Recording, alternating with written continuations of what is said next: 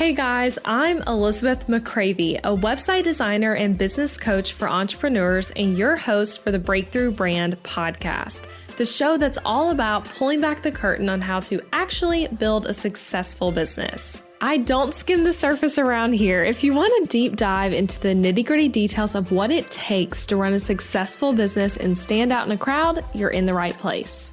After creating a multiple six-figure-a-year website design business in my 20s, I'm ready to share everything I've learned and everything I'm still learning because I believe the keys to building a thriving business should never be a secret.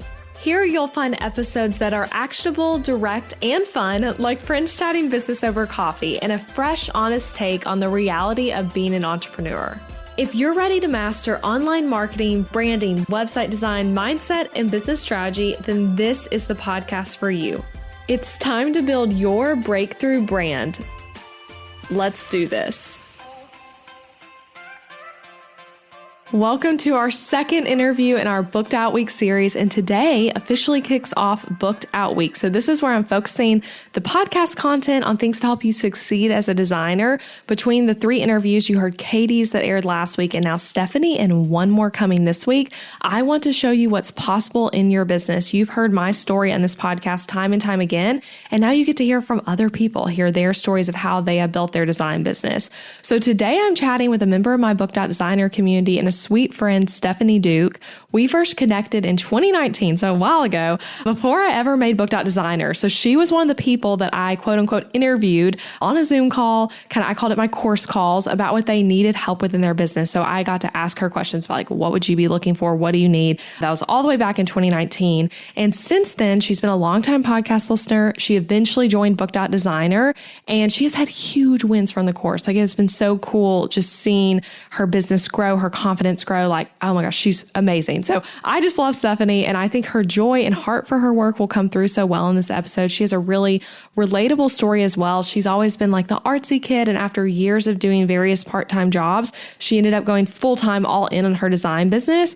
And a cool thing too we talk about, she also runs a successful Etsy shop where she makes polymer clay art. I've linked to that in the show notes for this episode. Definitely check out her Etsy shop. It'd be great for shopping for Christmas with that coming up. So anyway, I love Stephanie. I think you guys are going to love her too. And I hope through like hearing her story, you see yourself in her and that you can also see like what's possible for you and what's possible for your business. So without further ado, let's chat with Stephanie. All right, guys. So today I have Stephanie Duke here with me, and Stephanie and I have been connected online for a while. And she was actually one of the people that like a few years ago, I had a Zoom call with when I was just thinking about Booked Out Designer and like thinking about like, hey, could this be a thing? Should I make this course? And then we connected in a bigger way when you joined the course in February of this year, and your business has grown so much from things like improving your process and making more money, and then quitting your last part-time job to be like all in on your business, which is such a fun story we'll talk about today. And you're just such a talented show-it designer. So anyway, I'm excited to be asking you all the questions about building your design business. So welcome, Stephanie. Thank you so much. I'm so happy to be here. So tell everyone listening a bit about who you are and what you do in your business, what kind of design work you do, all of that.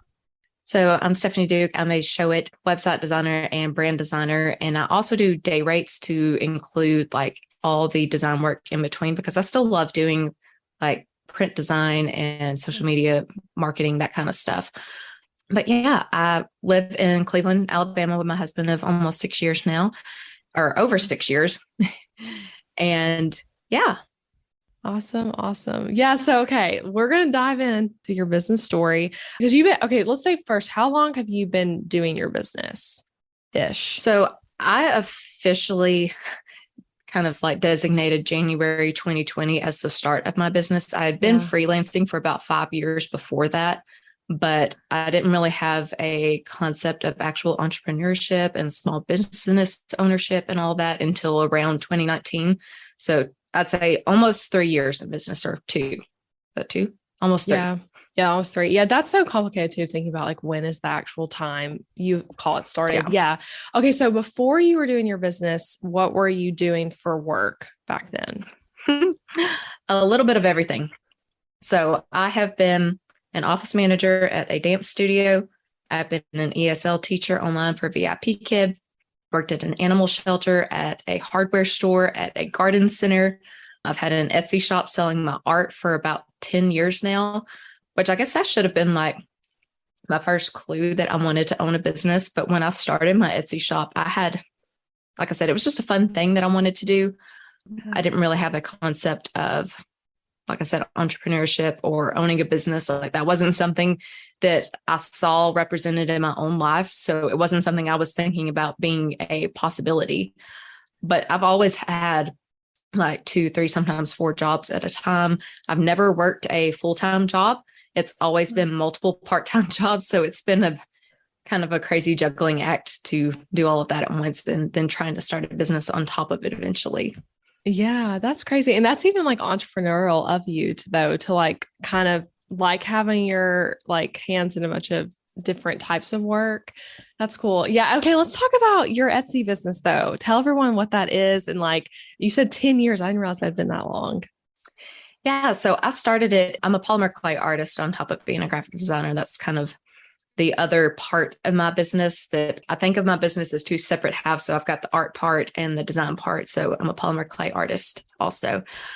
But I started it because I had wanted to make some decorations for my bedroom. In 2012, I would have been a junior in high school or senior in high school, somewhere around there. And I was just making some Christmas decorations for myself and made me a little nativity set. And I had a lot of friends and family that really enjoyed it. And they're like, you should sell this. You should sell this. I'm like, okay, where can I sell it? And Etsy was, still really big handmade stuff then. It wasn't like it is now where there's a lot of mass produced things on there with like the print on demand stores and things like that. But that's how I got my start with Etsy. And it's just kind of slowly grown over time. I sold just that nativity set for about 6 or 7 years. And then I started expanding, made a bigger nativity set. And then last year I started making earrings and a few other different things. And it's not the main income in my business, but it's a really fun part of it for me. Yeah, that's awesome. And like, how are people finding you on Etsy, would you say? Like, is it more like through the Etsy search engine or through like Pinterest or Google or somewhere else? So funny enough, it's actually through SEO on Etsy. Okay. That was like my awesome. first idea of keyword research Yeah. and stuff before I started doing website design and actually learning about real SEO and all that.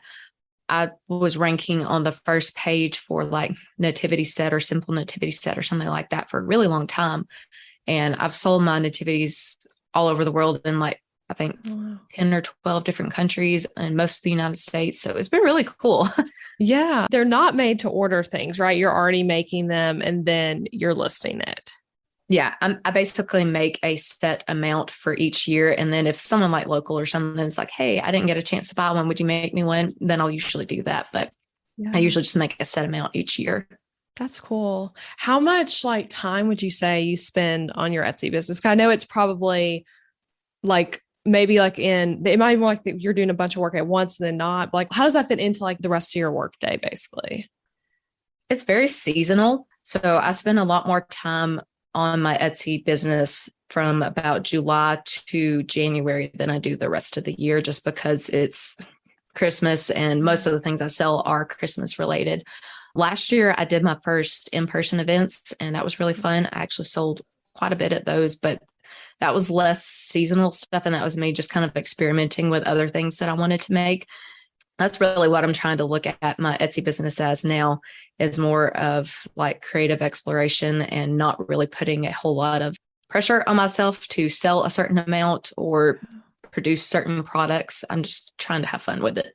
Yeah, I love that. And it's cool too, because it is like you say, you see it as like the art side of your business and then the design side. But I feel like they probably play together well still, even though I know it's a different, like it's you're doing physical work. How do you feel like that's affected you as a designer? Or like how does one business like impact the other? That's a really good question. It makes the marketing part of the Etsy part a little bit more difficult because I'm trying to look at it through the design perspective and everything and how I would do stuff for like service provider clients. And this isn't really the same thing. So it's kind of a little bit difficult trying to separate the two in that way, especially when I'm trying to sell more or market more of my products, my art products on Facebook or something during this time of the year, but I'm still trying to sell design services too. It can get a little bit kind of interesting trying to balance that. Yeah. But I do think that it helps keep me a little bit more creative and on my toes in design, because I'm looking at things through the eyes of an artist as well as a designer. And I think that the two are very, very separate, in my opinion. I mean, I know everyone's got a very strong opinion about art versus design, but I think that with art, you're trying to, bring joy to people and evoke a certain emotion. And then design is trying to do something very specific. You're trying to sell something or say, provide a certain message or something. So I don't know, it's just an interesting balancing act. Yeah. And I love that differentiation, because that's so true. That is like, yeah, doing art is different. They have different goals. And that's good as a designer when we're like, hey, we're making this to help you sell something, not just for it to like be pretty or evoke a certain emotion, all of that. Yes. Yeah. And also you have experience too with then like cost of goods sold and things like that. And the whole like, because that's so different than what we're used to with websites, right? And so I'm sure you can help clients in that way too, because you have that experience of like doing product business type stuff.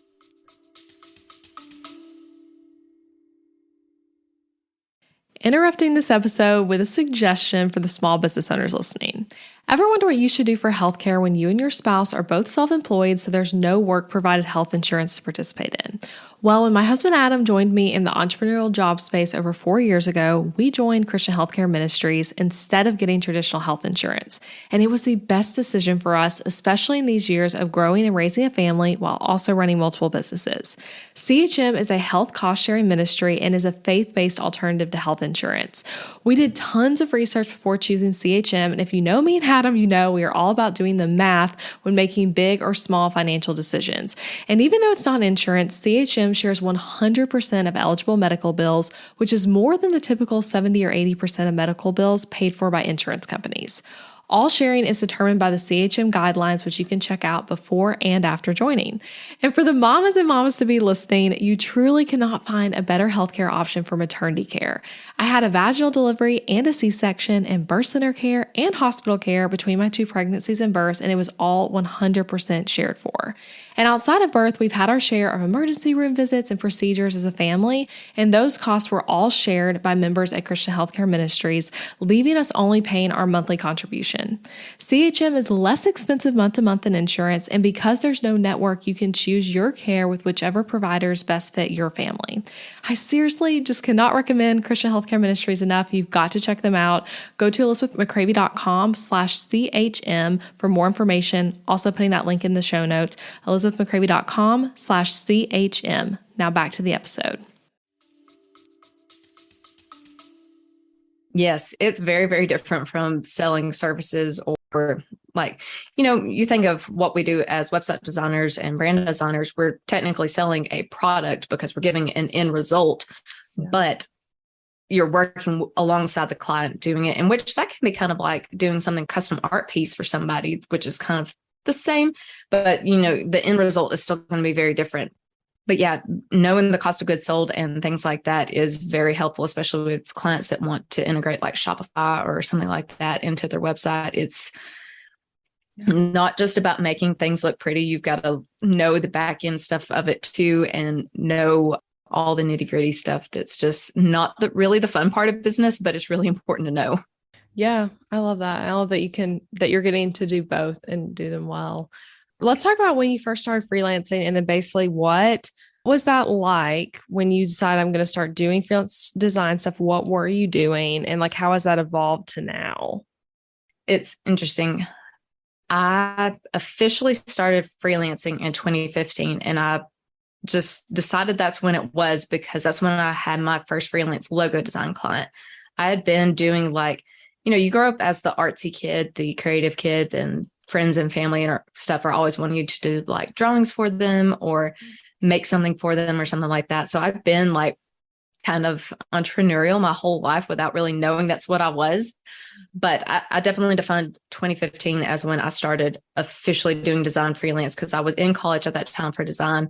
And that was when I was working at a hardware store, and one of our regular customers knew that I was in design, and he was too. Like he was like an architect or something like that, but he had some designer friends, and he was like, "Hey, I know someone that needs a logo. Can you do it?" And I was like, "Sure, we'll give it a try." I'd never done anything like that before, but I was willing to do it. And I think this is very common of designers. My first logo was for $40. Yeah. So very different from what I'm doing now. Yeah. But yeah, that was really when I started doing freelance, and it just kind of took off from there, like referral and word of mouth. And that's really how I've operated most of my business since starting, has been referrals and word of mouth. That's cool. Do you still stay in touch with that $40 logo person, or do you know where they are now, or anything, or they're still using the logo or anything like that? Funny, yes, they are still using the logo. I don't really have any contact with them, but I like check their Facebook page on occasion because they don't have a website. They're kind of a local vendor person that goes to like craft shows and things like that. But it's interesting to see that first logo still out there on like product cards and things like that. Yeah, that's cool. Okay, so the first project was logo design, and then you moved into kind of like some other various types of design work. I don't think I know the answer to this with you. Did you study design though in college, or are you self-taught in design? Yeah, so I did study design. Okay. My education history is kind of interesting. I originally wanted to go to school for animation. I wanted to be an animator for Disney, and I wanted to work from home doing it, which was interesting because when I had that idea, that wasn't something that people were doing regularly. Like this was like 2010, I think, when I had that idea. I was like, I want to work for Disney and I want to do it from home. But I think the overpowering part was wanting to work from home. And that just took me, years of experience to figure out. Yeah. That's funny. Yeah. So yeah. So you want to be an animator. So is that what you studied then in college? So I went to a local university for the first 2 years, and I studied graphic design because they didn't have an animation program. But then I ended up transferring to Southern New Hampshire University online because they had an animation program. And there was some like financial reasons that I was able to switch over. And I actually learned while I was studying animation with SNHU that I didn't want to do it. Yeah. I actually like the design part a lot more. The animation side of things was just too much. Like design work is really technical and very skilled work, but animation was a little too technical for me. Like I did not enjoy the process of it at all. Yeah. No, I can see that. What kind of programs were you working in when you were doing, like, what were they teaching you in then? Do you remember? I think it was Cinema 4D Max and 3D Max, I think. Okay. Yes. I don't even know that. And I did Maya. do a little bit of animation stuff, but it was like actually a lot of people that majored in the same thing as me wanted to be animators. I don't know that many people ended up actually doing that because my school also did not have that kind of degree, but a lot of the guys were wanting to do animating stuff. But yeah, so that's cool though. So you're not self-taught. You went like the school learning route there.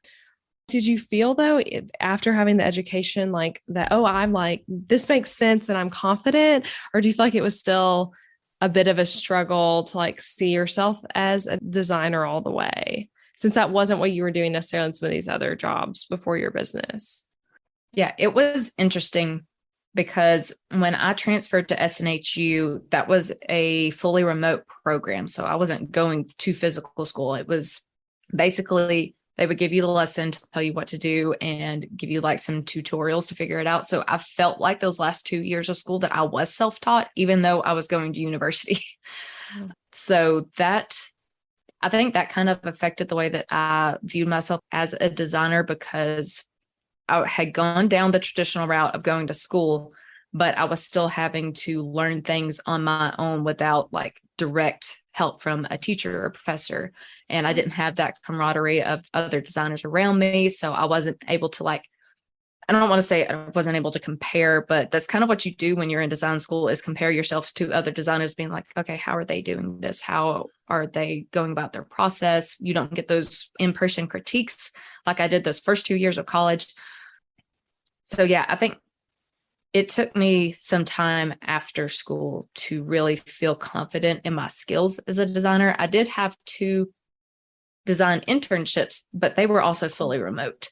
And so I actually feel like I learned a lot more from those than I did from the college experience because I was working directly with entrepreneurs. I didn't understand that that's what they were at the time. I was just like, hey, I found these internships on Indeed and they're wanting me to do work that I want to be doing. So I took them, and it was a really fun experience to learn from those people. And it was like the advertising / digital marketing type agencies that I was interning with. And I just felt like I learned a lot more from them than I did the actual college experience. Oh my gosh, I can relate to that so much. Yes, I feel like that's very true though, that like internships, for anyone listening who's like in college still, get yourself a good design internship. I mean, you're saying yours was remote. It's like, it doesn't even have to be like some in-person thing. And mine was like the internship I did, it started out in person and then it moved to being remote, like halfway through basically. But yeah, that's awesome though. Okay, so I want to take us more to like present-ish. So when you remind me again, when you said the date, and you said 2020 is when you think of it as like officially having started, like you think of that as officially starting your business, right? Yeah, January 2020. Okay. Yeah, that's cool. You kind of think of just very beginning of the year. That makes it easy for counting and everything. But okay, what did business look like then for you? So to go there, we'll have to go back about one more year to 2019. So around 2019 was when I got the idea to start my own business. I had been I don't think I mentioned this yet, but I'd done network marketing for a network marketing company for a couple of years. And that was kind of like my first glimpse of entrepreneurship. I know people have very strong opinions about network marketing, but you still get a lot of personal development and things like that. And that was really my step into it there. So in 2019, I really started thinking, hey, I could actually do a design business and I don't have to work for somebody else. Like I don't have to get a remote job. I can create my own job if I want to. So I started exploring how to do that. And that's when I started listening to podcasts. And funny thing, your podcast was one of the first 3 that I subscribed to and listened to every single episode from the time I subscribed. Oh my gosh, that's amazing. I knew you were a podcast listener. I didn't know you've that's so cool. That's so meaningful to me. I love hearing that. It feels like so full circle now being in Booked Out Designer and in Breakthrough Brand All Access. It's just so nice. Yes. And I love that the podcast is able to help you. And that's like a great tip there, even of like, I love how you said you realized you could create your own job. Would you say podcast was like a big way you were learning at that point? It was the biggest way that I was learning at that point because beginning of 2019, I had been in a design job that I was having to commute over an hour to, and I did not like that. Yeah, very different than your work from home goals. Yes, very, very. But I was listening to podcasts on my way to work. We were allowed to have headphones in at work. So we would have one earbud in and one out so that we could still talk to people and everything. So I was listening to podcasts the entire time that I was at work, learning about how to start my own business and how to manage starting it while staying at this job so that I could have that income. And so basically I did that, listening to a bunch of podcasts and just trying to piece things together on my own for about a year. And then in December of 2019, I joined my first group coaching / course program. And that's why I kind of consider January 2020 the start of my business, because it was the first time that I had invested in my business and was actually getting help and not just doing things on my own and trying to figure it out. So yeah, that's really how I got to that point of actually feeling like I had started a business and I had a group of people that I was able to bounce ideas off of. And it was a 3-month program that I was in. So if you count January to 3 months later, then the world ended. Yeah, really. And so I lost my cushy design job. It wasn't cushy. It was just a part-time job, but it was reliable income. So I lost that job at that point. And I was like, okay, now I've only got my business, or I've got to find something else to do. And so a couple of months later, that's when I took on the ESL job online, and that kind of replaced my other income. But I just really started going head down, trying to make my business work. And I did get a few clients that year. It was a real good learning experience during that time. But yeah, that kind of got me through 2020, was doing ESL teaching and just trying to build up the foundation of my business. And it wasn't like a major growth year or anything. It was just trying to take what I'd learned from that program that I was in and make it work for me. Yeah, I love that. And I love to like taking another outside job. I feel like that's something I always want to like normalize for people when they start their business. Like it doesn't have to be all in. Working another job does not make you not all in on your business. So yeah, I love that. Okay. And then what was like 2021 like, and then bringing us like to 2022? So 2021 was a little bit of a twist. So I decided again in December of 2021 that I needed to focus more on the art part of my business. So my Etsy stuff. I don't know why. It just felt like God had placed that on my heart that, hey, this is what you need to be focusing on for the foreseeable future.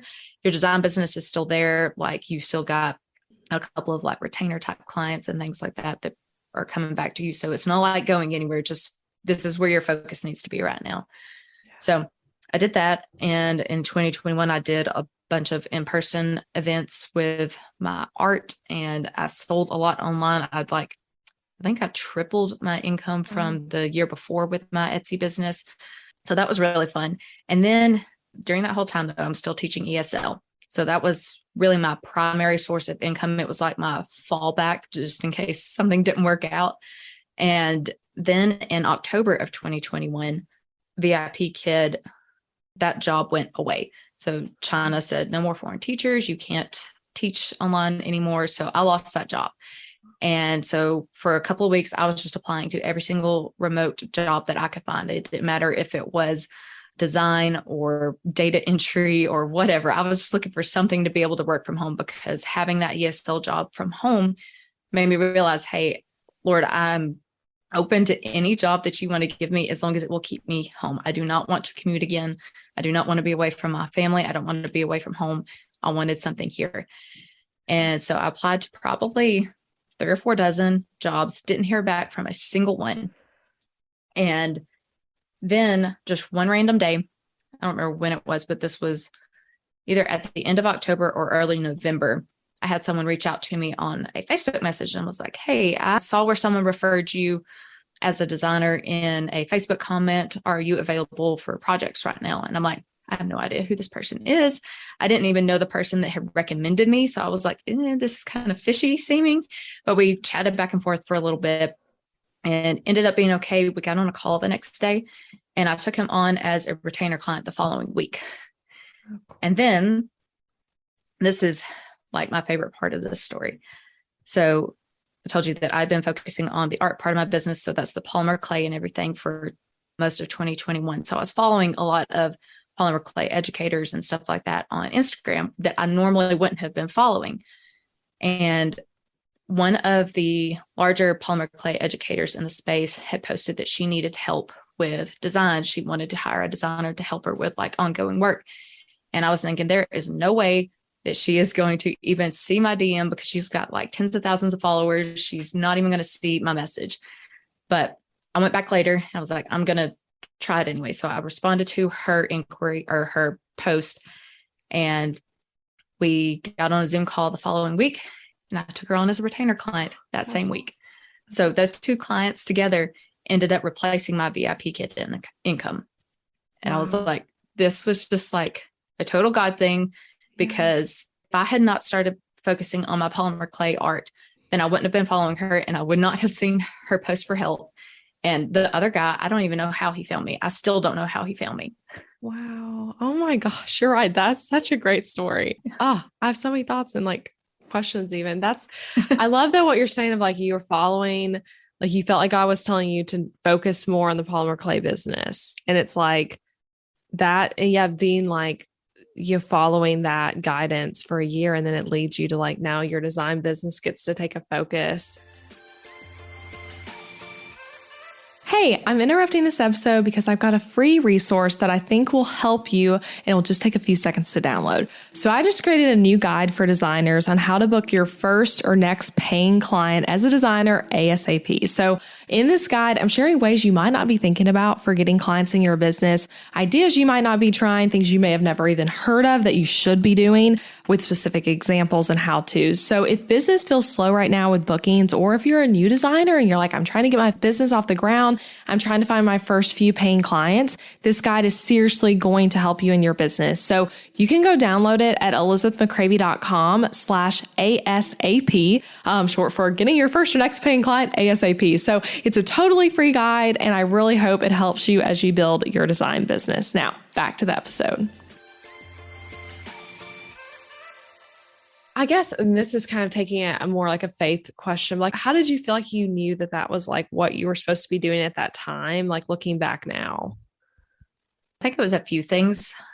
One was I wasn't seeing a whole lot of traction in my design business at that time. And it wasn't that I felt like I was failing or anything.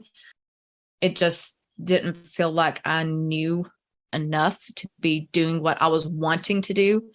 Like looking at it now, I'm seeing a lot of things that I did wrong as far as marketing and like creating my products and things like that, which is something that Booked Out Designer has helped me a lot with. But it just felt like something was missing at that time. And I was like, okay, I know that this is still something that I need to be doing and pursuing, but it just doesn't need to be the end goal for this season. So it just felt like, I don't know, it felt more natural that the polymer clay art was needed to take precedent at that time. Things were, starting to open up a little bit more, because you think back, this is still in the middle of COVID. And I had this idea like, okay, I want to do in-person events this year, because during 2020, there was absolutely no in-person events, but there were a few that were starting to open up in 2021. So I was like, okay, I feel like there's going to be a lot more people coming out because they want to get out in the open. They want to be with people. They want to actually talk to people and stuff. So it felt like the right time to try those things. So it was just a little bit of everything, feeling like the right time for that part of my business and not the right time for my design business. I don't know. A lot of it just feels like a gut feeling. Yeah. It's really hard to explain. Yeah, I love that. I mean, it's such a beautiful story, and how it goes full circle of like finding that retainer client through like the other business. So yeah, that's really cool. Okay. And then I want to talk about bringing it a little bit more recent. I forget when you posted this in our Facebook group, but Stephanie did a really cool Facebook post where basically she was talking about, first of all, there's a module in Booked Out Designer. Is it that I asked you to write a fake Instagram post? Now I can't remember. I'll let you explain. Yeah. So I don't remember the exact module that it was in, and I don't remember exactly what it was that you told us to do, but it was like basically like a visualization exercise, I think, where you were saying to write an Instagram post that you don't ever have to post like visibly to anyone. You don't ever have to post it to Instagram or whatever, but write a post about something that has happened in your business that hasn't actually happened yet, but you were wanting it to happen. So I did that about getting my first Show It website design and brand design client, like combined at the same time. And less than a month after I wrote that, it actually happened. So that was really awesome. That's cool. And then you also shared in that post, I'm just going to read part of what you said. You said, since joining Booked Out Designer in March, my income has increased every single month. My processes have improved so much, and my clients have noticed. Even my husband notices a difference in how I talk about my business. And today I quit my last part-time job. So tell us about some of that. And you wrote longer than that, so you can expand on the rest of what you shared, but I just thought that was really cool. I want to celebrate all that with you now. Yeah, that was a very big moment for me, because like I said before, I've worked multiple part-time jobs basically since graduating high school. I've always worked 2 to 4 jobs at a time. So I knew as far back as like April of this year, which was only like a month or so after joining Booked Out Designer, that I was going to be quitting that job probably within the year. It was a seasonal job, so I wanted to like quit it at the right time so that I didn't, cause any trouble for them, because I love that job. This was where I was the office manager at a local dance studio. It was actually the dance studio I grew up dancing at. Oh, that's cool. So it was a very special job for me. But I knew that if I went back to that job, that I would end up losing money, because the pay rate was so much lower than what I was making in my business. And I knew that even if it wasn't for that monetary part, that I was wasting a lot of energy going to this job, even though it wasn't like a far commute. It was still very draining because being around a lot of people for even just a short amount of time, like really drains me as an introverted person. So that was a big moment getting to quit that job. Like it felt like, okay, this is real. I'm actually a business owner now. Yes, I know. And that's so cool. And yeah, it's thoughtful of you too to like try to time it well for them. And I can relate to the introvertedness. I feel like we both are like, please leave us alone at home. That's how I feel. Yeah, that's awesome though. Yes, okay. Let's talk about Book Designer a bit. I know I just read part of what you wrote then, but like I guess I'd love to hear about how you decided to join Book Designer. That was this year, like we said. And then like what kinds of wins have you seen from taking the course? Yeah. So like you said at the beginning, I was one of the ones that you interviewed like before you even started creating Book Designer. So I knew from the time that you started doing that, I was like, okay, whenever she releases this, I'm joining. Like I just knew it was going to happen. I didn't know when it would happen, but I knew I was going to join it. And when you did release it, I really wanted to join at the beginning, but it was one of those things where it didn't feel like the right time for my business. Like I felt like I don't know, I wasn't at a space where I could dedicate the time to doing it well. And that was really important to me, was to make sure that I made time in my schedule to actually do the modules and not just listen to them passively, but sit down and take action on them. Because I think that's where a lot of people go wrong with joining courses and stuff, is they get them and they think, oh, I'll just listen to it and learn by osmosis or whatever. And like, no, you have to actually sit down and do some of the work. Yeah. But this year, when I decided to join, I saw that you had opened the doors and I talked to my husband about it. I was like, I've been wanting to join this for like over a year now. What do you think about it? And he's like, it's up to you. He's like, you're the one that's, doing this. He's like, I'll support you, whatever it is that you want to do. I very vividly remember going into the shower to think, and this is funny because I just listened to the podcast episode that you released this morning. Oh my gosh, I was really going to say, I talk about this on today's episode. That's funny. Yeah. So I went into the shower to think. That was specifically what I went to do. I was like, okay, I'm going to mull this over and think about what my business will look like in about 6 months with Book Designer and what it would look like without it. Like, what was I struggling with at that time? And would I be able to overcome those struggles on my own, or would they get fixed faster if I joined this course? Because I knew that you had the community and the coaching calls and stuff. And that was really important to me, because in the previous group coaching program that I've been in, it was like that, where it was a course and combined community. And that was really important to me, because I think that led to a lot of growth really fast. But yeah, and then, so I thought about what it would be like to go through the course over the next 6 months or not have it. So I decided, okay, even if I have to do like the longest drawn out payment plan, which I ended up doing, like, I want people to know that it's okay to do that. Like, no shame in payment plans. Yes. Especially if they help you make a lot more money, which this did help me make a lot more money than what I was paying for the course. So just throwing that out there. But I decided that I was going to do it. And literally the day after I bought it, I think I started listening to the course, and I decided that I was going to listen to the whole thing, top to bottom, like a podcast, just while I was doing chores and stuff. And then I would go back and listen to each individual module and lesson and start implementing all of it, because I wanted to have like an overview of what it was like and see where my problem points were and be like, okay, this is like really relevant to me right now. This is where I need to start. So that was kind of how I started my journey with it. I love that. That's such an interesting way of doing it too, to go whole thing listening. So when you were just listening to the whole thing through, were you like favoring lessons that like stuck out to you to re-listen to, or taking notes or anything? Or was it more just like, I'm listening to it all and then going to implement later? I kind of mentally made notes of the lessons that were really pertinent to me. Like, I think at the time, the pricing module and the client experience module, those were the two that I was like most interested in, because that's where I was kind of struggling with, or felt like I needed the most improvement in my own business. So those were definitely the two that I went back to the fastest. Yeah, that's awesome.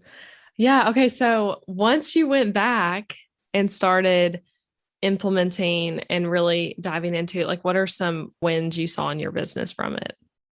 So regarding the pricing module, that was a really big thing for me because I live in a really rural community. There's not a lot of online business owners around here, or at least not a community for them. There might be, and I just don't know that they're here because there's not like a place for us to gather. There's no events or anything like that because it's such a small town.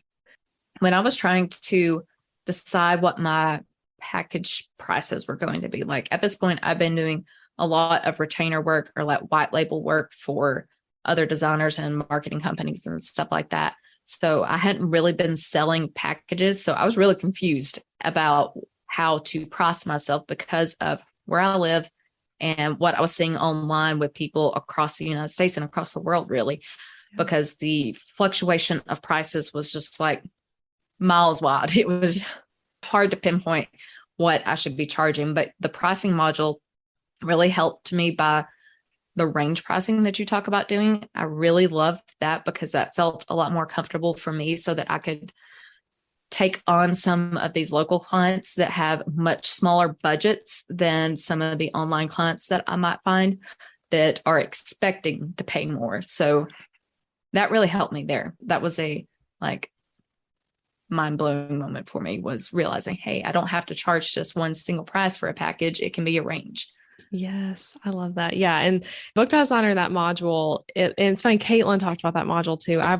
On when I interviewed her, but yeah, I teach different concepts to try, but the main one being range pricing, meaning like you have a range of pricing that should be within a certain distance between each number. And if you sell something like templates within a different distance from that number, and then you get to price each client like as you want to, instead of it being like, this is always what it costs, or instead of not telling anyone what it cost.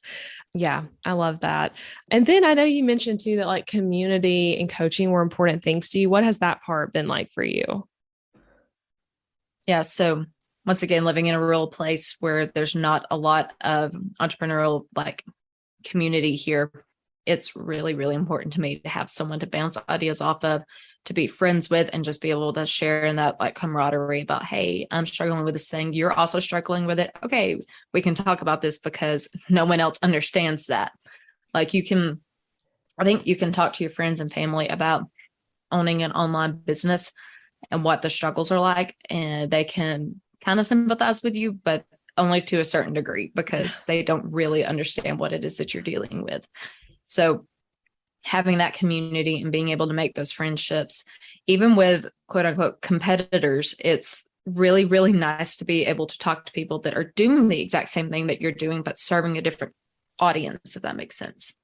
Yeah. And I totally get that of like it being impactful, having people you can bounce ideas off of. And I feel like we have a good like non-competitory environment, which is nice because everyone is working with a lot of different types of clients and different softwares everyone's using, all that kind of stuff.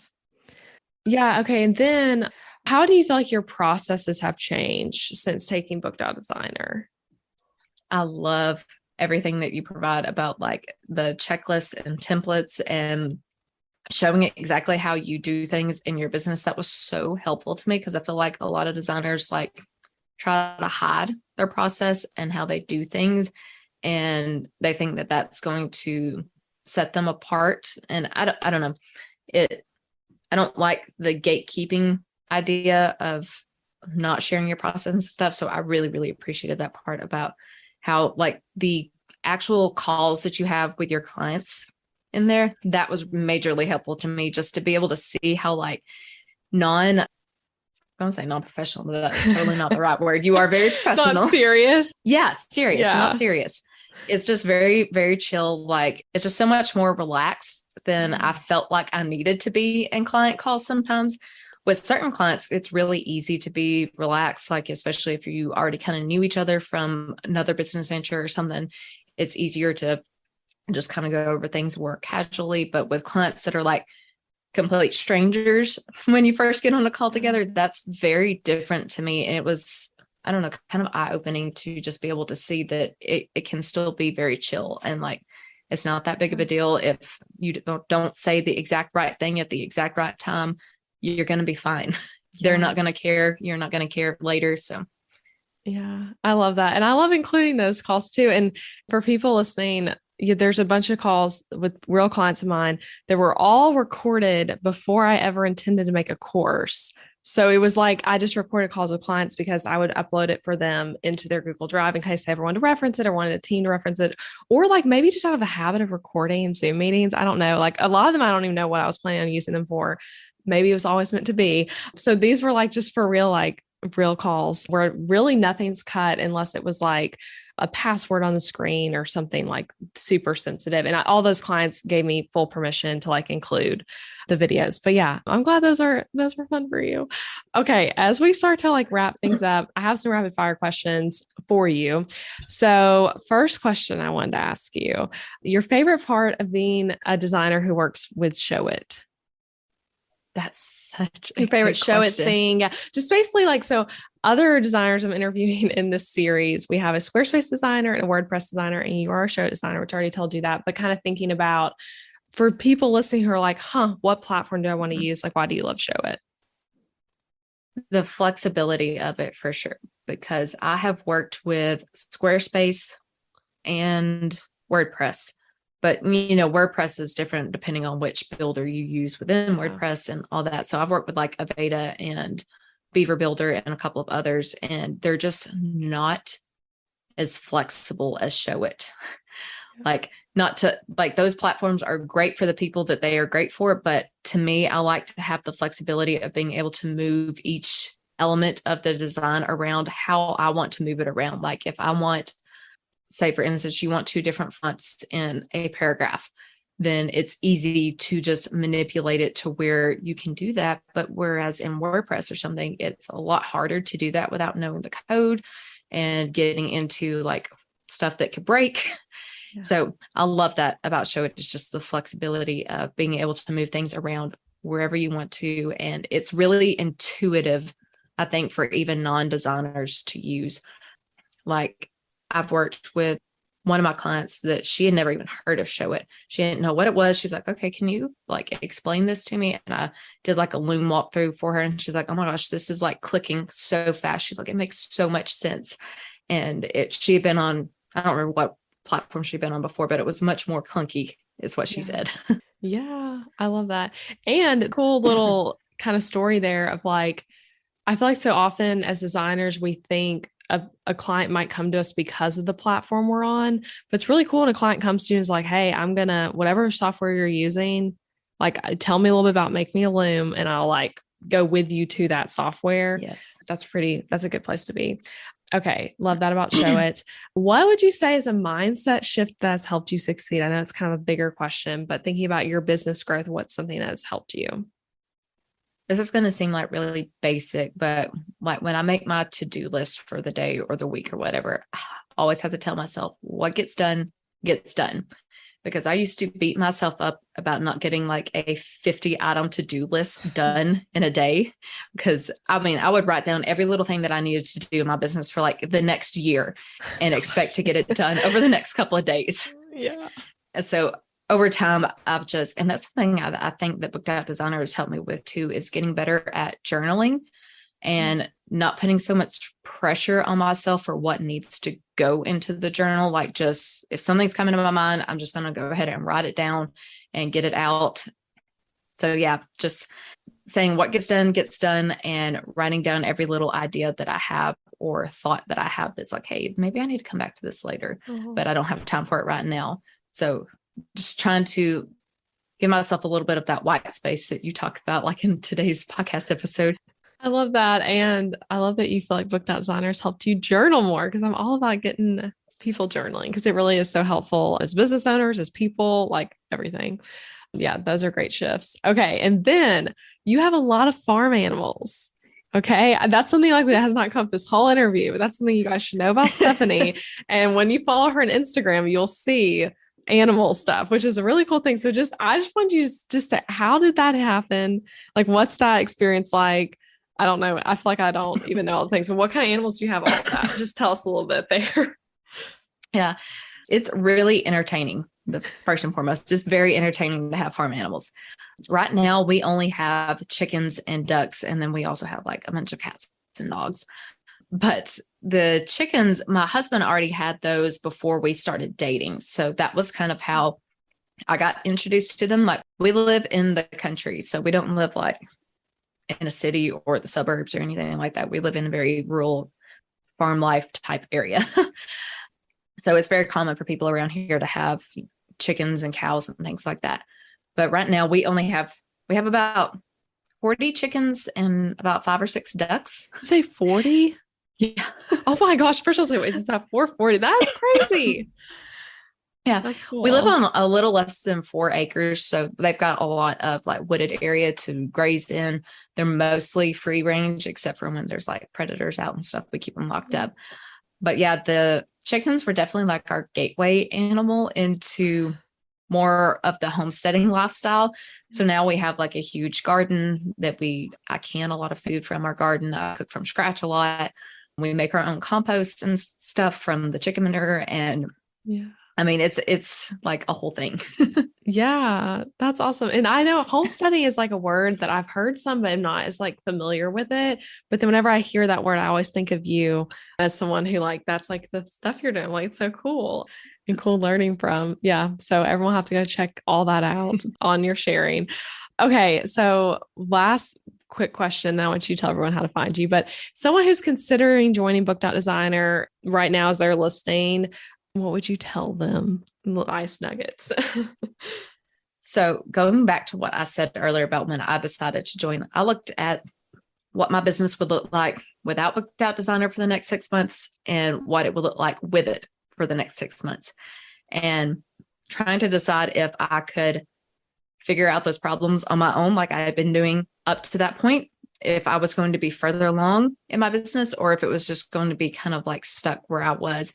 And I made the decision that even if I had to do the drawn up payment plan, like I said, it would make enough of an impact faster to go ahead and join than it would be to just wait till next time or wait till this X, Y, and Z happen. So in other words, just go ahead and do it. Like if you're considering doing it, then you probably need to do it. Just go ahead and just do it because you're going to regret it if you don't, in my opinion, because I think this time around, if I had not done it, I would have seriously regretted it and been like, oh, I wish I could go back and do this sooner. Yeah. Oh, I'm glad. Great thought. Great advice. Awesome. Well, I had so much fun chatting with you. And guys, Stephanie has had a bad cough like this whole interview that you probably aren't even going to hear because of podcast editing, but she was like feeling under the weather and came and talked to me anyway. So thanks for doing that. And thank you for rescheduling so we could do this. I rescheduled because she was feeling sick yesterday. And I'm like, wow, you've been coughing a lot, but you're like, sound amazing still we have matching mics too, which is fun. Yes. But yes. Okay. Tell everyone where they can find you and connect with you, work with you, all the things. So my website is just stephanieduke.co. That's .co. And that's literally my handle just about everywhere. So Instagram, Facebook, TikTok, all the places.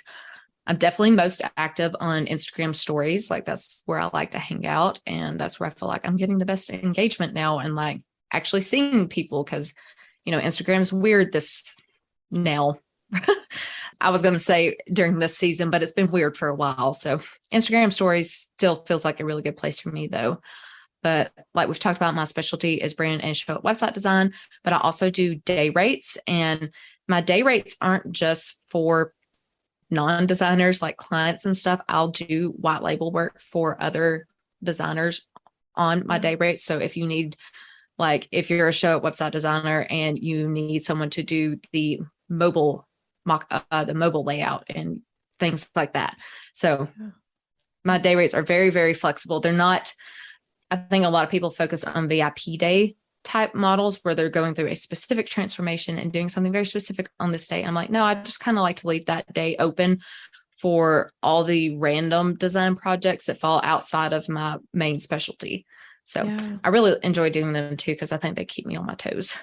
Yeah, no, and those are such like a good offer. I feel like they're very big right now and for good reason. So yeah, love that. And send Stephanie a message too, if this was like impactful to you or if you can relate to her story in different ways. But yeah, this has been awesome. I'm honored to have had you on. Thank you for chatting. Yes, it was so much fun. Thank you. Hey friend, thanks for listening all the way to the end of this episode. I hope you feel encouraged and inspired. If you loved this episode and you want more, I just got to tell you, you need to check out Book.Designer. I know I've already mentioned this episode, but in case you missed that part, it's my course and coaching program that teaches you how to build a successful business as a designer. Students literally call it the best course they've ever taken, jam-packed with value, worth every penny, and like having a seasoned mentor holding your hand through every aspect of running a design business. And it's the course that keeps on giving. You get access to any changes, future coaching calls in our community as long as the course exists. You'll get help with things like financial decisions, like when you need to hire a bookkeeper, how to find an accountant, things of that nature, templates to help you track your finances, my exact strategies to network your way to more clients in a relational and fun way, how to create a marketing strategy for your business that works for you and for your season of life. You'll learn how to run client projects from start to finish, including an entire module and discovery calls, things like onboarding, doing the brand project, doing the website project, calls with the client throughout the project, all the templates and forms that go along with that, and so much more. You'll also get a contract template that you can swipe and customize for your own business to use for your brand and website design projects, and so much more. It is a 90 module course, nearly 100 modules. So that's just the tip of the iceberg, as they say. There's a lot more to it, and you can learn more in the sales page. So I would say if that interests you, that sounds like something that could be a good fit for the season of business you're in, go check it out at elizabethmccravey.com/BOD. Feel free to message me on Instagram or shoot me an email with any questions. I'm happy to chat with you, and I hope to see you inside our community.